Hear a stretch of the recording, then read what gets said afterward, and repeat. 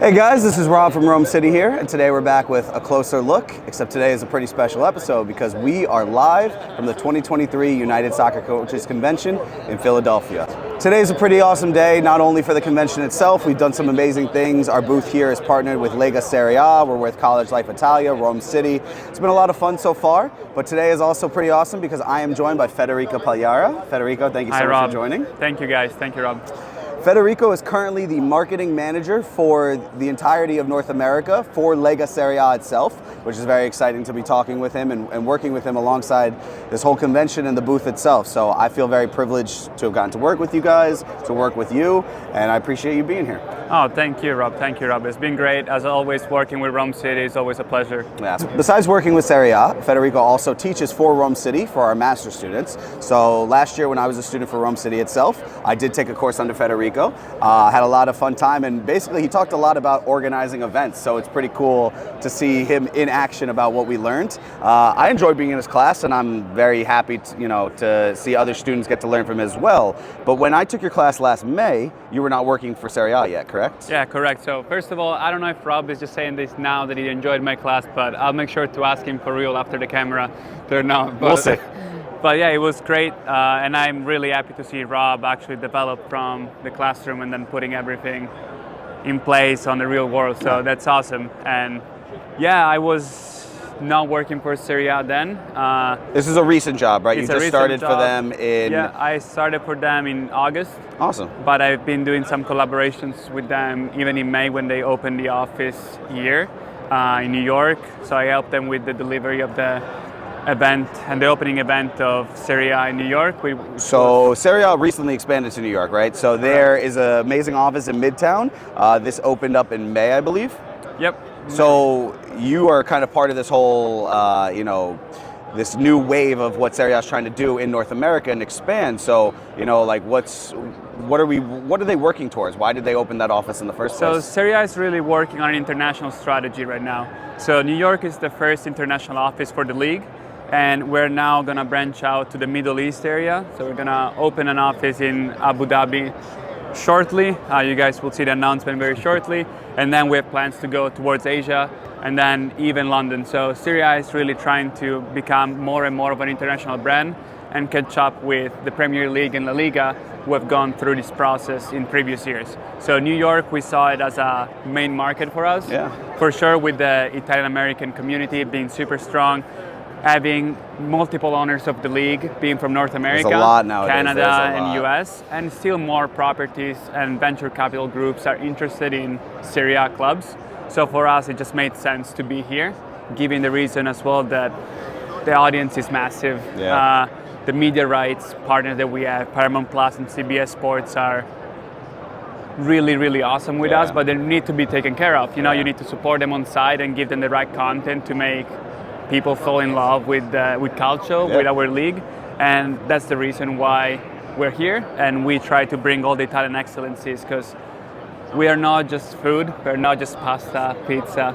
Italian culture is all about the excellencies. So it is about arts, about culture, about music, about Calcio, and about Calcio. About Calcio for sure. Yeah. I think that is it's a language of Italy. It's a language of Italians. As you said, I think there's such a strong relation between New York and Italy, but America in general and Italy. So obviously, growing up, my father is from Rome. To me, I'm a big Roma fan, and all I've ever thought about is the Serie A. Serie A has been the most important league to me.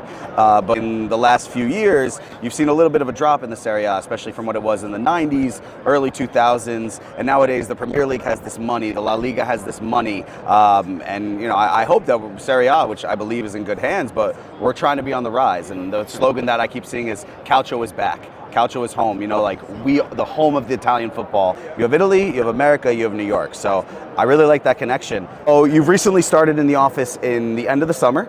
We worked together for a few Serie A elite events. We went to Toronto. That was pretty amazing. I got to see you and Stefano meet with who was the person in Toronto? The consul. The consul of Toronto. I think that was pretty awesome. You're in this world of Calcio. You're in the world of top-level Italian football. But you yourself were a student athlete coming from Italy to America, but not for Calcio itself. No. So I actually did not play soccer in college or calcio or football. I play volleyball. Yeah. and I actually was lucky enough to get a scholarship, play even on the NCAA Final Six. So I was lucky enough to actually compete at a high level for volleyball, go to the UK, and travel as much as I wanted. So you've played overseas in the US and UK, anywhere else? And Australia as well. Competed in Sweden as well for some tournaments. Wow. So it's Portugal. I was lucky enough to get a chance to travel thanks to sport, and that taught me so much. Just understanding the different cultures and see how people really interact in the sports world, and touching that with my hands was like amazing. And so speaking on that, you went around, you've been a lot of places, and you've gotten a lot of experience from that. I understand. Whether it's soccer or it's volleyball, it's sport experience around the world. Now that you're in a role with calcio, with football, with soccer, how do you think you're able to like take the skills that you've learned from your volleyball days and transition it to it's still sport, but it is a different sport? Of course, when we think about global sports, we think about calcio. We think about the sport that everybody likes to watch. But when you start working in other leagues, in other sports, they could be running, as I was working with the Rome Marathon before, if you work in track and field for sports events, for volleyball, or even for cycling, you like learn from it because you are not given stuff for granted. If you work in soccer, it's for granted that you have great facilities. It's for granted that you get good sponsorship. It's for granted that you get like good funding. But that's just not always the case. It's not always the case. Yeah. So actually, when you work for other leagues, for other sports, you learn how tough it is for the sports industry, not at the highest level, and that can actually help you when you get to the high level, which is soccer, to understand maybe where's the gap, how you can interact with people, how can you convince people that what you're selling or what you're trying to do is actually more and more valuable because you don't give everything for granted. So you actually learn from the basics to put it into place for like a higher level. I like the way you phrase that, because that's a little bit of what you're trying to do now in your role. Is you're in America, where we have American football, we have the NFL, which is the most viewed sport, no question. We have the NBA, which the people love, and soccer, football is a growing game. But again, that's growing in different leagues. It's not necessarily growing Serie A immediately. Yep. So you're kind of trying to take that role, and how can we get these people who are interested in the sport, they don't know enough about the Serie A, how can we get them involved? So the really funny thing about the US, and all you guys that are American are going to listen to, you of course know that you don't just follow a league. No. You follow a club because you fall in love with one of the players that play for the club. And then if the player moves to another club, all of a sudden you fall in love with that club again. Yeah. That's the case with LeBron James, for example. Yeah. People loved him. People were Miami fans, Cleveland fans. And now they're Lakers fans. Yeah. So that's how you get attached to a club, by getting attached to a player. Yeah. So what Serie A is to try to do is to go beyond that little factor. Because they want them to be falling in love with the club, not the players. Yeah, we have to fall. You guys have to fall in love with the club, with the city, with the culture. That's what differentiates us to the UK or to Spain. We are unique in so many different ways. We cannot compete right now with the big signings that the Premier League has. It's just money. It's just money. That doesn't mean we can compete in terms of quality of football. And passion. Passion. Our fans are the best in the world, and the tactical aspect of our game has no equals. You know, we're like among the best for sure. I couldn't agree more in passion. I mean, I'm not trying to, there's no certains or guarantees, but I have some friends who have been to games in London. They've gone to Stamford Bridge, they've gone to Old Trafford. They've seen these games, and I believe there's passion everywhere in football. There's a lot of passion in England, in Spain and everything, but they say the stadiums, they're not vibrant, they're not singing the whole time. They go to a Roma game, they go to an Inter game, and they're just saying, wow, like the fans don't stop. A good friend of mine, obviously, that's what Italy is. I mean, it's passion, it's a romance-like culture, and football is very romantic. Calcio is very romantic for Italians. So if we can get that to Americans. Football is a religion. It is a religion. So football is a religion. Calcio is a religion for people in Italy, like it's a religion for people in South America. Yeah. We live calcio, we were born with calcio, and we just can't get rid of it. Yeah. So all the Italian Americans that came here 20, 30 years ago installed that in their sons, in their cousins, in their relatives, and you're a prime example I'm literally a walking example. But how do we get the actual American soccer fans who don't have that who parent? don't have that? Yeah. So that's our challenge right now. So what we're trying to do is actually make it as accessible as possible. Because the more you watch the sport, the more you fall in love with it. Yeah, absolutely. And the more you get your hands dirty, the more you get in front of people like we're doing today here, the more you bring culture to them, the more people will start falling in love with culture as well. It's not as easy as saying, come watch us on Paramount Plus. Yeah, you can't just say it. You have to show them as to why. Yeah. What's interesting to me is, we talked about you learned a lot from your experiences as a volleyball player, but how did you actually end up getting involved with the Serie A? How did you kind of, what path did you take to be where you are now? So I always thought I was going to do sports for a living. That was like my main goal since I was a little kid. And I did my undergrad in sports management and business administration with a double major, and then went straight into working and doing masters part-time. Okay. So I did international sports management first, and then cross-cultural communication, international marketing from 2 top universities in the UK. And that really helped me open my horizon in what I wanted to do. So learning from some of the best professionals in the industry in the UK, and I was very fortunate with the people that I met, my mentors. And when I came back to Italy for a very short period of time between my travel, I decided to open a sports consultancy agency.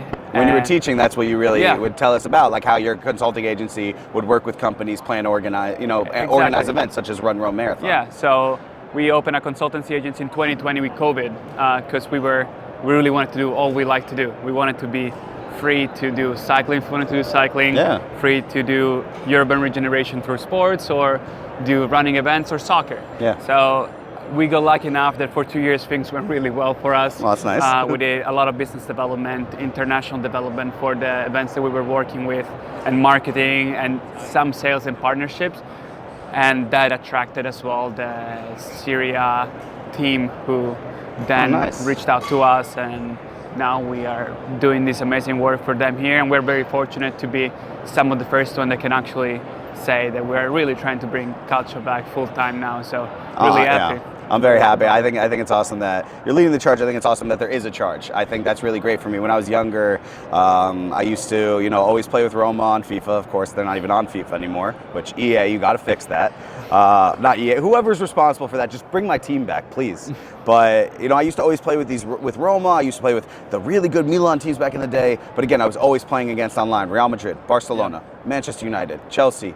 And I just wanted there to be more exposure to Serie A. And I always used to argue about Serie A players, usually Roma, because I'm biased. But I always said, no, these players are world class. They don't get taken seriously enough. And then I would get the same response. Oh, but, they don't play in the Prem. So I'm really happy to see this charge take place, and I think it's awesome to have known you before it happened and now see how it's going. But now you're in this role. Yep. What is kind of your day-to-day like? What are you trying to do with the role that you have? So day to day, we have to make happy our main partners that we have here. Of course, our main partner is our broadcasting partner and our media partners, so CBS and Paramount Plus. Yeah. Which are the ones that stream every Serie A games every weekend. And they have the exclusive North American rights, correct? North American, USA. All of you? Okay, just US rights. Okay. Till 2024. Then in 2024, the cycle reopens for media rights, so we'll go back to the market. Nice. Of course, we love the work that CBS and Paramount Plus has done, so we'll be happy to see how this partnership can grow in the future. But we do take care of that aspect, so making them happy, giving them the content that they need, doing the marketing activations that they need, being on site where they want us, if it's LA, Boston, New York, Miami, whatever they need us. Currently Philadelphia. And making sure they have all the access to digital content or creative aspects to make docu-series or little shorts that they do. And at the end of the day, if they're happy, the league is happy, because we want them to create the best product possible for people to see it. We do try to find regional partners, so dedicated for the US. And right now we're really focused on brands who have Italian heritage or maybe Italian companies that already have a strong presence in the US. Some example could be Technogym or the Checo or Lavazza, which are companies that we've been in talk to offer them like some of our sales packages in terms of partnerships. And of course, is that more on branding, or that's just in general with commercials, potentially getting involved with the Paramount Plus side of things, just saying, hey, these are one of our partners? Yeah, it could be LED spots on TV, because we can customize for any region that we want. It could be marketing activations on site. So if they're opening a store and we can bring one of our legends, one of our ambassadors, like we did today with Nesta. So, or doing content on social media and all of those stuff. But at the end of the day, for us to create a partnership right now, it's not just about seeking the millions and the tens of millions that we want. It's just to find a partner that wants to grow with us. So it's more like a co-marketing type of partnership where the interest is mutual for both of us, and we both want to go to market. I think you need the mutual interest, And we're finding a lot of responses. Now it's a matter of actually does it work for both sides, And it's 4 months that we're operating, so it takes it's just the start. It's really just the start. Time, and it's exciting. That's awesome. So, so far, I've seen you guys work alongside the Instagram That Serie A, which is the North American kind of Serie A branch of the Serie A social media world, as well as CBS Sports Golazo, which is kind of the Instagram for Paramount Plus's sports side, which is a lot of Calcio, a lot of Serie A. So I've seen you guys grab some content for them. Yesterday, when Nesta was doing the Serie A watch party, they were filming over here, which was pretty cool. We had a lot of people looking in. Their crew was really nice to work with as well. So you've been a part of a few events so far. Which one have you enjoyed so far? Enjoyed the most? So there's been Destination BK. We have our United Soccer coaches right now. You've been to the Serie A Elite events as well up in Toronto. And then there was also the Hoboken event in New Jersey. Well, of course, it's hard to pick one. Of course. You have to be politically correct and say that you love all of them. All right, so what I'll do is I'll chop this into 4 pieces. You can say each one, and you can send them out to whoever you need. Okay? That works great. No, but we're happy every time that we have a chance to actually be out with the fans and engage with them and seeing how close they can get to soccer and Calcio in general. I have to say Destination Brooklyn is Destination BK was really cool. One of my favorite. That was really cool. We got to stay there for 2 days during the Champions League. Yeah. Some amazing performances by the Italian team. So it was really, really good. And working alongside, Thierry Henry, who also is a former Serie A player. He played at Juve. Yeah. And Micah Richards, who was at Fiorentina. So there is a connection to Serie A. there is a connection to Serie A, even with the Champions League aspect of it, and I love it. So I'm glad you mentioned that. I mean, first off, I think Destination BK was great. I think our booth was great too, so whoever's listening out there, it was. But Destination BK was really cool. You had a lot of celebrities there. But so you take an event like that, it is Champions League based, but Paramount Plus has Champions League and Serie A. Correct. How were you guys able to kind of guide it towards being related to Serie A, even though it was a Champions League event? So of course, Serie A teams have not been doing the best in the Champions League over the past few years, and that's very unfortunate. But this year, where we are having more traction thanks to AC Milan, Inter, and Napoli, especially, it was sort of just we had to be there. It was there is a presence, I guess, already. It was even the last round you. for Champions League, so it was deciding matches.